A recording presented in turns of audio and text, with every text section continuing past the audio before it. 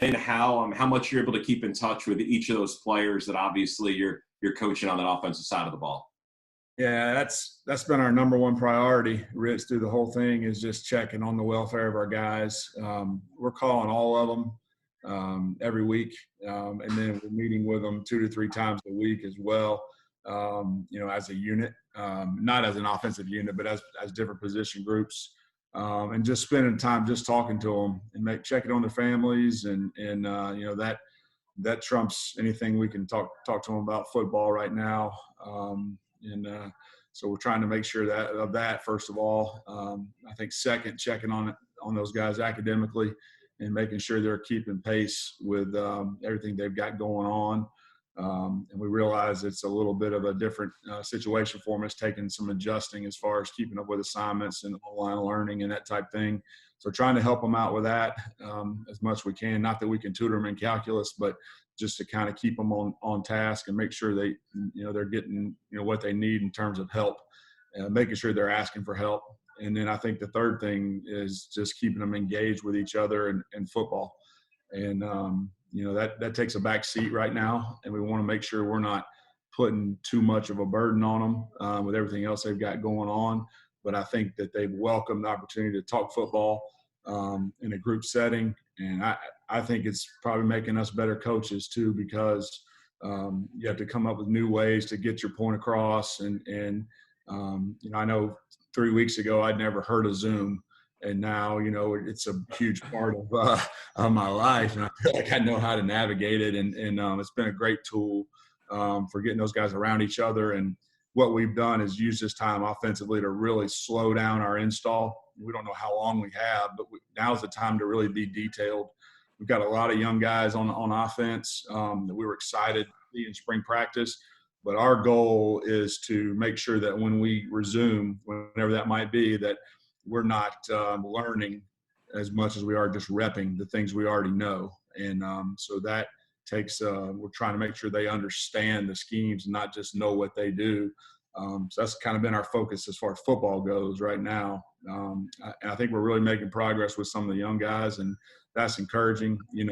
Selfishly, all of us would want to be back out there on the field, especially the way we ended the season, so that's a disappointing part of it. I know they're chomping at the bit as well to kind of get that edge back that Army football has. But what we want to do, everybody's doing something right now, Rich, and we want to make sure that we're doing more, and not necessarily the quantity, but the quality of what we're doing, so that, whenever we get, back rolling, that we've gained an edge on the people that we play.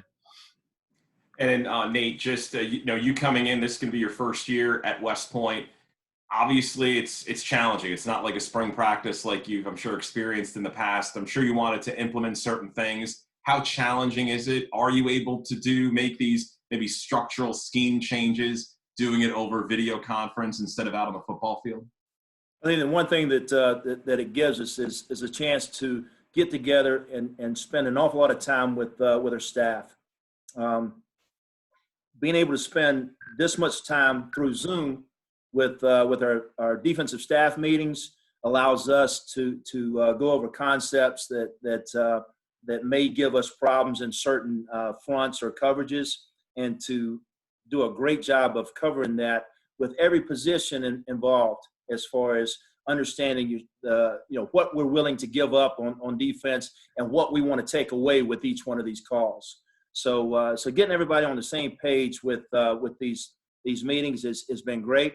Now, do we have the players here? No, we don't. But we can now take these concepts that we're talking about with our staff and relay that to our players over Zoom meetings, position meetings with those guys, and not consume them with hour-long meetings or anything like that. What we can do is give them an awful lot of fundamentals with film that they can look at. We can give them teaching tapes that they can go through and understand the install of our defense, and keep it short, because it looks like this is going to be extended, somewhat. So, what we miss out on a little bit is evaluation of personnel, but what we gain in that respect is making sure that we're on the same page as far as assignment, understanding of the defense, and I believe that will help us execute our defense much better as far as them understanding their assignment and understanding the why of the call. Why are we doing this or why are we doing that? And then being able to relate that to each position. They're able to see, their role in the call or the defense, their responsibility within the scheme of the defense, and then how that relates to someone else's fit in the defense. Thanks, Nate. Thanks, Brent. All right, up next we have Dean Darling, also of the Army Sports Network. Allie, can you hear me okay? Yep, you are coming in great. All right, I'll start out with Coach Davis. Coach Davis, at the quarterback position, can individuals practice certain techniques that are key to that position without the benefits of a team session? That's a little bit difficult as far as the option game goes, Yeah. Dean. You need somebody to mesh up with and do those things. Certainly they can practice the footwork, and that was something that they were already doing on their own in player-led practices that you're allowed to have, during the off season. So those guys, I'm sure are working on some of that on their own. As far as working with other guys, I think some of the guys have been able to throw to some of their buddies that might be around their hometown, they've been able to kind of pull that off. Those that have fields that are still open, things like that. So that might be possible, but we're going to have plenty of time to get ready as far as fundamentally with those guys. And, they've already got a good enough background in what they're doing to where I don't think that's going to be an issue. Really, we're focused more right now on the mental aspect of it and making sure they understand the schemes, for a quarterback, for example, how to get us in the right play, how to get us out of a bad play, what we're trying to accomplish overall with our offense. And the more they, at each position, knows about it, the more they can help out the guys around them. And that's something we're trying to get across to them to gain a better understanding overall and increase our football IQ right now. I think now's a good time to really work on that. Thanks, Coach. Coach Woody, Dean Darling, Army Radio. And I apologize if Rich already asked this question. I was trying to get on. What type of scheme are you going to incorporate into the defense this fall? And without spring ball, how does that affect your implementation?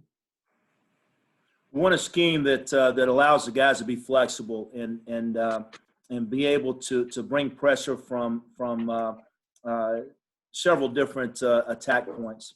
I think that as I was a young coach, we went from an even front to, after about 5 or 6 years, to an odd front. And that odd front is a 3-4 for us, and it's been something that I've used ever since. Every year that I've been a defensive coordinator, we've used the 3-4, and then we'll move into a 4-down or even front in some passing situations. Not as much out of the run. So we're looking to play with 2 inside backers, 2 outside backers. We'll generally put one of the safeties into the boundary, the other safety to the field. Likewise with the corners, one of the corners will be predominantly into the boundary, the other one to the field, and outside linebackers as well. The better pass rusher is going to be the guy that lines up into the boundary of the weak side of the formation, and our better cover guy to the field or to the passing string. So defensive line-wise, what we'd like to do is be able to attack and not just eat up blocks. I think if we can get to a point with our defensive line to where they can beat blocks, now all of a sudden you're making tackles for little or no gain or a loss. And if you're not relying on your linebackers to make all those plays, then that's a great thing. So we're going to give them a little bit of freedom to pin their ears back and attack. and yet there's going to be some framework that they have to stay within, to again to execute their responsibility in scheme of the defense. And just the follow-up, how does this affect you? I know you're bringing this 34 defense, but without spring ball, how does that affect the implementation, and how much of a catch-up time is there once you get on the field? Well, I think what we're in the business of doing as coaches is solving problems. And what we can't do right now is, worry about spring practice or player-led practice or anything like that right now. We just don't have access to it. What we can do is use an awful lot of this time to implement the things that are most important to the guys. We want to teach them how to play fast. And if you play fast and you're going the wrong direction, then you just get further away from the play. And that ain't necessarily a good thing. So what we're doing is just using what we have available to us. And that is meetings with our staff, meetings with our players. And we like to keep that short because we want them to come out of each of these meetings, hungry for more. And if after we get out of our meetings, we offer, tutorial meetings as well, supplemental meetings that they are, if they feel like they need it, they're able to jump in and get it. But we just want to keep things short and sweet for them right now. Keep football. Football is there for them, but the most important thing right now is convincing a lot of these guys. Make sure you understand, what this, what's out there is real. Let's be safe in everything that we do. So we're not asking them to congregate in any form of fashion, to try to mimic some of our plays or things like that. Everything is off of film, and there's an awful lot of film that we can give them and that they can learn off of. So right now that's what they're doing. They're learning an awful lot of concepts and techniques off of our teaching tapes. Thank you, Coach. Thank you, Allie. Awesome. Thanks, Dean. So next up we have John Kikis from the AP. Hey, Coach Davis, there was a pretty wild video yesterday about how the guys are working out with cement blocks and stuff like that. Do you guys worry about these guys getting injuries? Really don't, because all of them are really very well trained in how to warm up. I mean, Coach Hughes and his staff, they do an amazing job. So I think our guys really understand what it takes to get ready for a workout. I don't think they're just going right into it and start throwing weight around, they're pretty much going through their dynamic movement warm up every time they go out there to do something. He does a great job of communicating with them. Hey, here's how you need to start. That's something they can all do every day, whether they have any equipment or not, is go through the stretching routine. And so I don't really worry about it. Those guys are I think, really well trained, and I know they're still working hard at whatever they have available there at their house. So. How hard do you think it is for these guys? They're used to state-of-the-art equipment. Yeah, I know a lot of them. Our weight room's as good as there is in the country, and I know they miss it. That's time that they really value. They really love going in the weight room. We got a team full of guys that love to work out and develop. I know they miss being around each other and pushing each other, so that's something I know they miss. We have the kind of guys that are very resilient, though. I know they're making the most of whatever they have at home. Coach Hughes has been sending equipment to them, bands and protein shakes and any resource that they don't have. He's trying to facilitate them as best he can. And our strength staff doing an amazing job keeping those guys going. And, you may not be able to make gains during this time when you don't have access to a premier weight room. But if they can maintain, what they've got and not lose a lot of their strength and really the flexibility part for a lot of them is big, during this time. And if they can, whenever we get to resume, where they didn't take a step backwards, I think we'll be in good shape getting ready to play. What do you think the most difficult thing is for your players? Probably being away from each other.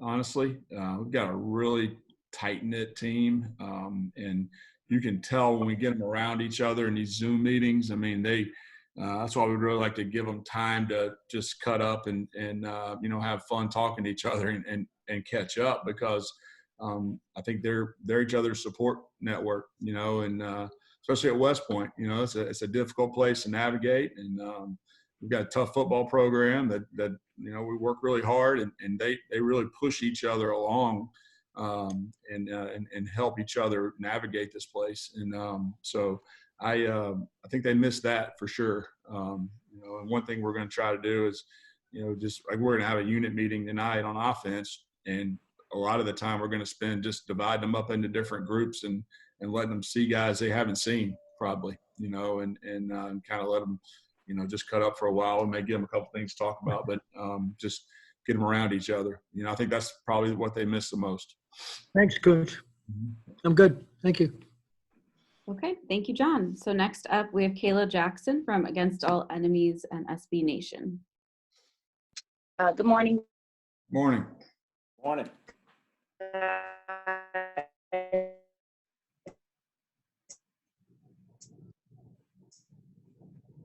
You're breaking up a bit. Yeah, I think it was a little staticky. Can you try to re-ask that, Kayla? Talk to Coach Davis.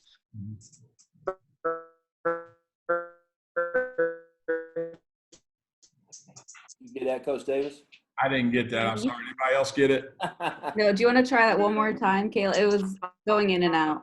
A little bit about working loss years and spring ball. Can you talk about kind of working all the losses and evaluate technology? Can anyone hear me?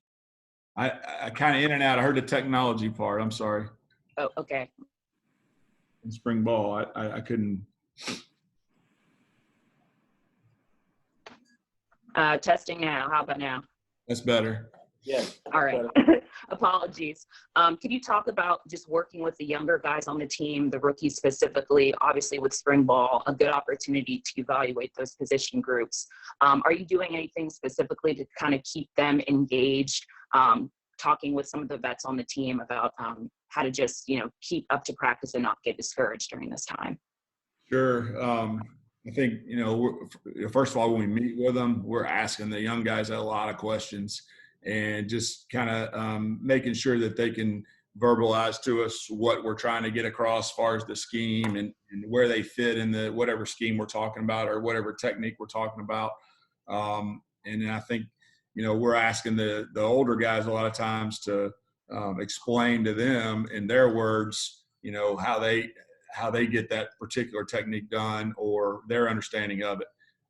So I think it involves the older guys kind of helping teach at the same time. That's, to me, the best coaches are always the guys that are in the huddle. The best leaders are always the guys that are in the huddle. So a lot of this time is maybe finding a way to empower some guys that we feel like are going to be leaders and guys that have a great understanding and help those guys if they have the ability to mentor them along rather than it just coming from the coach. And then I've also tried to press upon them, hey guys, we don't have to call a Zoom meeting. If you need help or you want to, guys, if you want to get together on your own, you're certainly allowed to do that. If any of you need help, I guarantee you, if you reach out to an older guy who's done this, they're going to be there to help you. We'll help you as well. But sometimes the guys in the huddle have a knack for explaining things to them and as well. So one of our goals on offense is to try to give our unit ownership in what we're trying to do and to where everyone's a coach and everyone takes ownership in each other's performance and it's their offense. It's not our offense as coaches. And that's something that we've tried to do all the time. But now's a really good time to do that, I think, just with the different circumstances and with them being apart from each other. So, yeah, to answer your question, I think it's a challenge for sure, bringing the younger guys along without the physical reps. And that's why I mentioned, like, being able to get them to have a good enough understanding to where they're not learning when we resume. They're repping, the actions, and then we can correct the physical part that way. So that's probably first and foremost what we can do now, get them an understanding of what we're doing. And then for Coach Woody, obviously, like Rich had mentioned, this is quite, an unfortunate situation, but an introduction for you being kind of newer on the staff. Just what have you learned just from, being in the environment, being, one of the new staff members about what this Army football team is about? You know what? I think I learned an awful lot about Army football when I was at Michigan at the end of the game and during double overtime. This was a tough football team that you come into West Point and you go through training that separates you from everybody else in the country, in the world, and it just makes you better, and each year that you're able to garner some of these lessons, from these instructors, you get better and better and better, not only in from a discipline standpoint, but leadership standpoint as well. I just saw that again, when I was standing on the opposite sideline, how confident and how aggressive, how fast guys played. And you can go back and look at a 40 time and call that speed, but there's another kind of speed that you got to take into account as well. And that's the speed of processing, things that you can see happening in front of you and how quickly you react to it is incredibly important in this ball game. If you look at Ray Lewis at a linebacker spot, and Hall of Famer, no doubt one of the best ever. I don't know that his 40 time was the greatest, but what he did though, he processed things quickly. He determined runner pass fast, and then he played hard and he moved and got to where he needed to be as good or better than anybody. So that's that's the part that we're trying to continue.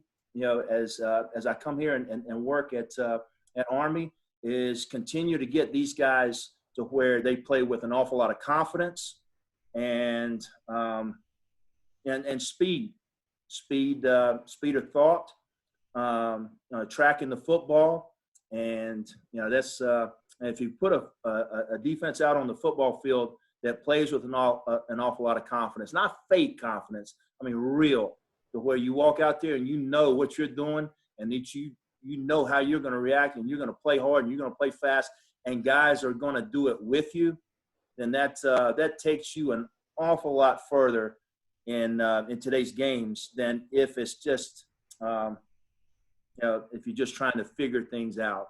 Does that make sense? Yes, definitely. Thank you to both of you. Thanks. Thank you, Kayla. So next up is Sal Interdonato from Times Herald Record. I think you might have your mute on, Sal. There you go. Sorry about that. How's it going, Coach? Good. How are you? Good. Can you talk about bringing back Saga and Keith to the coaching staff, as well as adding Cody Worley to the staff? Yeah, I love all three of those guys. They're really going to be great additions to our staff. First of all, Cody, did an outstanding job coaching the quarterbacks at Kennesaw State. He had also coached the quarterbacks at the Citadel before in a similar system where he worked with Bob Bodine, who's the offensive coordinator there, who was here for a while. And everyone that talks about Cody, just the energy that he has and the ability to build relationships with the players under him. And he's done an awesome job already, just bringing some new ideas just to the table, just things that are a little bit different maybe that they may have done at Kennesaw State and had success with, and still within the framework of what we do already. And so really excited to have him. Keith Gaither, obviously was here before, does an unbelievable job in his room, just establishing a culture and getting those guys to buy into the mission. As a matter of fact, he was the receiver coach. We had a sign made that hangs in the receiver room they take on the road with them now. It says home of the most physical wide receivers in college football. And that was and it was true. And he does a great job developing that and getting those guys to buy in and play with confidence and make plays for us. And just excited to have him back. And then Songa is a tremendous teacher. And this guy's got a lot of experience in our offense. He was the interim head coach this past year. He's been an offensive coordinator. He's great conceptually, and then does a great job developing relationships with our players already. You can already see he's the kind of guy that they're going to gravitate towards. And all three of those guys are going to be great additions. So we feel great about our staff moving forward. We've had a chance to spend time with each other, and it's very cohesive. It's going to be a great group, and just excited to work with those guys and get better. No doubt. Coach Woody, can you talk about how the personnel that you have right now fits your defensive scheme? I think the personnel that we got now is played a scheme that's similar in design that I'm implementing. An odd front. The techniques may be just a little bit different, but when you go through a recruiting phase of trying to get the right players or the right type of players in the right positions, I think we've already got that here in place. So the more challenging thing is to make sure that we have all the coaches on the same page, and that we're all teaching things that offenses will try to attack, and not wasting time on the things that we don't have to waste time on, because I think a lot of times experience is a great equalizer in these team games, and where guys have been through experiences and they rely on their knowledge on how to react to different blocking schemes or different route progressions. That's a big deal, and to gain that experience from our staff, that was one of the things that was incredibly important to me. As when I came here, if I had guys that were on our defensive staff that had experience at multiple positions in this type of scheme, then they understood how their actions related to other positions and how it affected them. So, you look at Coach Dixon has coached multiple positions in this defense. Coach Luce has coached multiple positions. And Greg Gasparotto, same thing. He's coached the front seven and the back end. Sheil Wood has done the same. He's coached several positions. And then, Tank Wright is a guy that understands the outside linebacker position as well as the defensive line. So everybody has got a really good understanding going forward. I think lending that understanding to the players who already were recruited to somewhat play in these type of positions and this scheme. I think that I think we're already there. Appreciate it. Okay. Ken Kreitzer, Sons of the American Legion Radio. Thank you, Allie. Good to meet you, Coach Woody. And I cover the team for the American Legion and WVOX in New Rochelle, New York. Welcome. Thank you. I was just going to ask you, maybe you could run down your career. You played at Woford, were there for 12 years. You're at Appalachian State, a year under Paul Johnson at Georgia Tech. And then last year you saw Army up close and personal at Michigan. Maybe you could tell us a little bit about some of the learning you went through at each stage of your career. I think you probably left out the most important stage. I think when I first got out of college, I went into the construction business, and down in Charleston in South Carolina with a good friend of mine who had just gotten out of the Corps of Engineers, James Metters, who in his own right was a great football player. Back then, he was a Kodak All-American, which was a pretty big deal back in the old days. But after working in the construction business, I missed football so much that I'd done anything in the world to get back into coaching. So when the opportunity presented itself to me, I jumped right in. So I was at Woford for a pretty good while, and I coached as a position coach for a few years, and then I was coordinator there for 12 years. And then, heck, my wife said, "Hey, if we ever go somewhere, I'd like to go to the mountains." So spot opened up at Appalachian State, and went there for 5 years or so, and that we had a pretty good run there. And then back to Atlanta was where, again, we had family, my in-laws and all. So going back from Appalachian State to Atlanta and working at Georgia Tech with Paul Johnson was a great experience for me. I think he's a heck of a football coach. He knows an awful lot about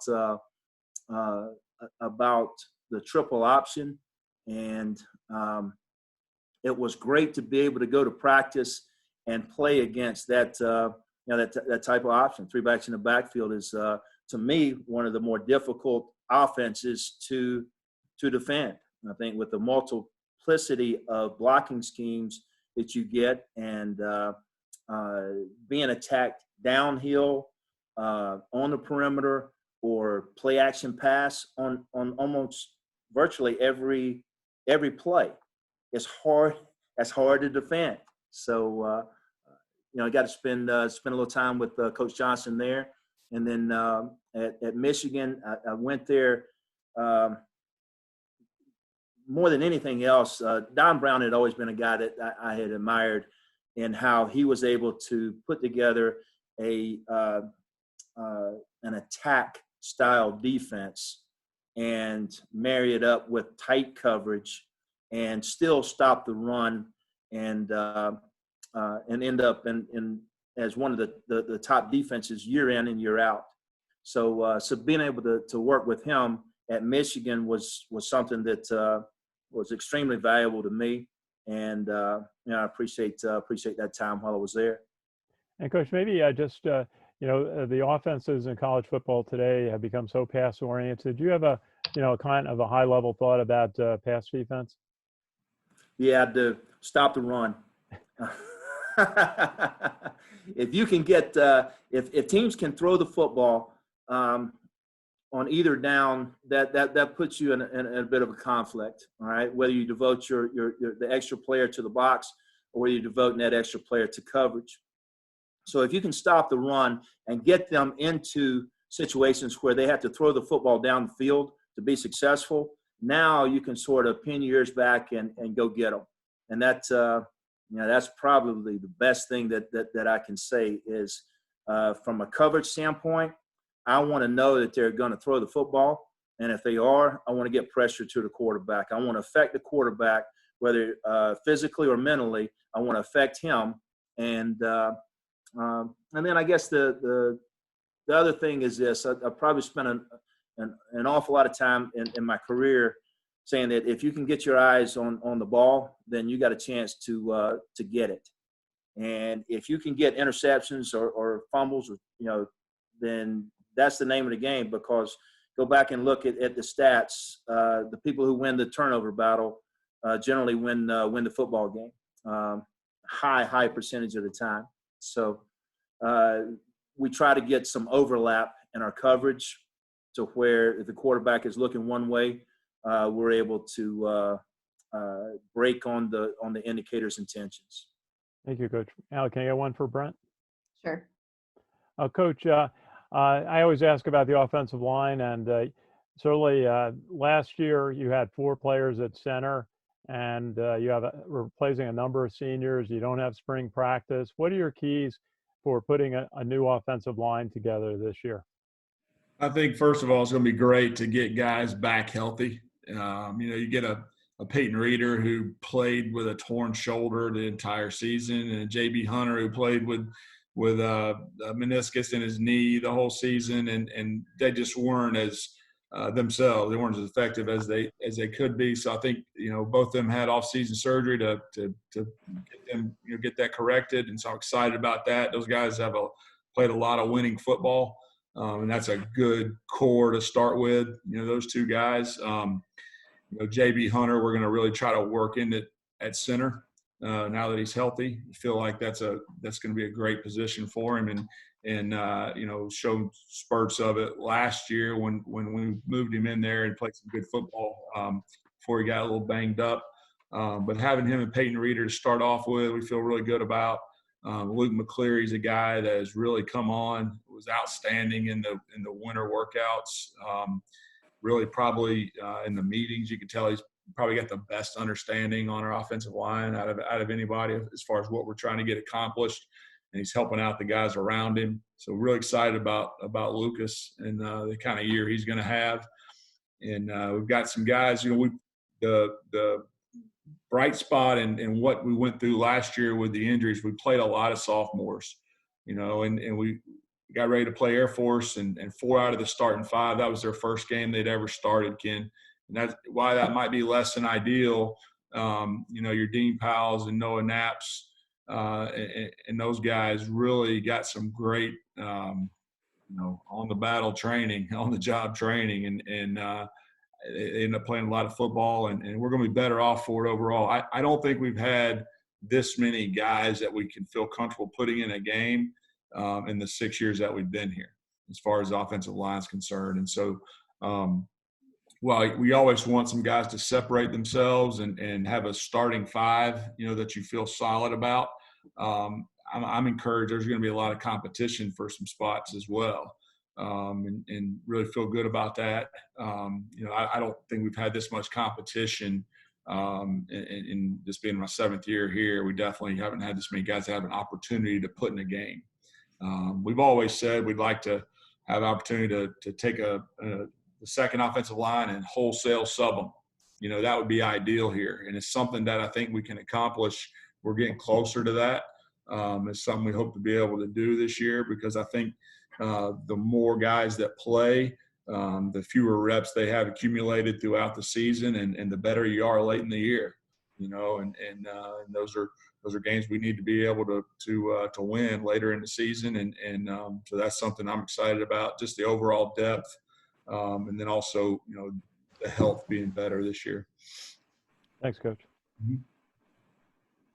Okay, so we have Charles Grievous from GoBlackKnights.com. Good morning, coaches. I guess I'll start with Coach Davis, and to kind of piggyback off of what Ken just asked. You have a lot of time to assess your personnel coming back offensively. What units do you feel most comfortable with in terms of what they bring to the table, and what unit do you feel needs a little more work, particularly if the training camp is to take place? Sure. Well, I think that first of all, the quarterback position, it was good to have some guys get experience last year. It's kind of like I talked about with the offensive line. I thought Christian Anderson played some really good football for us. Jabari Laws obviously played some really good football and continues to come back from his knee injury.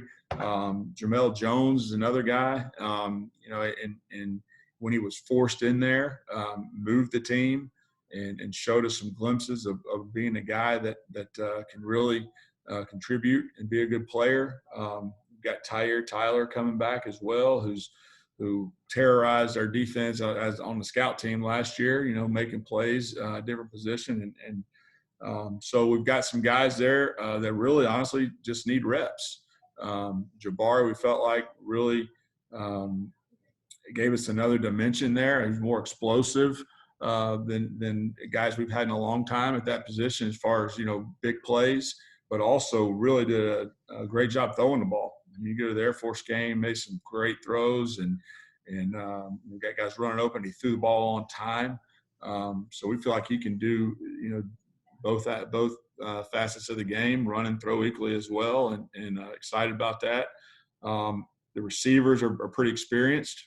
Mike Johnson's been playing since he started. as a freshman at times. And then you look at Cam Harrison, who this will be his 4th year starting. Guys that have played a lot of football.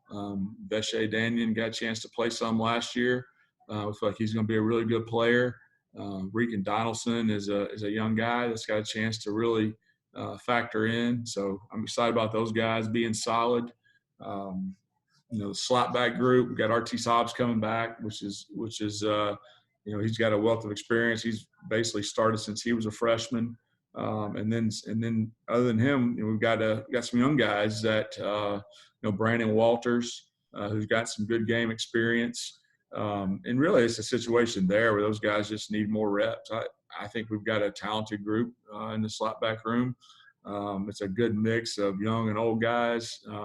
Those guys in there have different skill sets. There's some guys. Brandon Walters, a really good receiver. You got Artis Hobbs, who might be more of a running back, an explosive guy. And then you've got a guy like Dominic DiStefano, who's a really good blocker and just a solid overall player. So they've got some different skill sets. The B-back room is I don't know if we'll ever have 5 at one time, where like we've had before, but we're getting closer to that, to having the different guys with different skill sets. Anthony Atkins is a guy, if you could see him right now, he's probably 250 pounds and really was having an unbelievable off season, and really excited to see him in spring ball, but won't get a chance to do that. But I know that he's going to be a guy going forward. He's just scratching the surface of what he can do physically. He's a specimen. He's a guy we really feel good about. Sandon McCoy's leadership and toughness. As the season went on last year, he really started to take an increased leadership role in the offense, and he got a lot better from game 1 to game 13. Unbelievable improvement in Sandon and the confidence that he played with. Feel like he's going to have a great year. You got Cade Bernard in that room as well, who's played some football for us, who's a physical blocker. Coach Vitti does a great job of developing those guys and then also using them in the right situations with their different skill sets. So that's a group that I think can be really strong. And then we talked about the O-line, and it's while we don't have 4 or 5 starters coming back, we've got a lot of guys that have played a lot of football. A guy I hadn't mentioned yet, Mike Johnson, who started some as a freshman and has been injured throughout his career, really came on at the end of last season, and is probably 100% healed now from his ACL injury that he had, and is a good leader in that room, and really leads by example, but also just his toughness. So I'm excited about him having a great year as well. That group's got a great attitude right now. I think they've got a little bit of an edge to them in terms of wanting to prove themselves, feeling like they didn't have the kind of year they wanted to last year, regardless of the circumstances, and want to kind of make amends going forward. And I can just sense that with them, that sense of urgency, and so looking forward to that. Great. And just speaking about Sandon, any thoughts of him playing slot back at any time at all?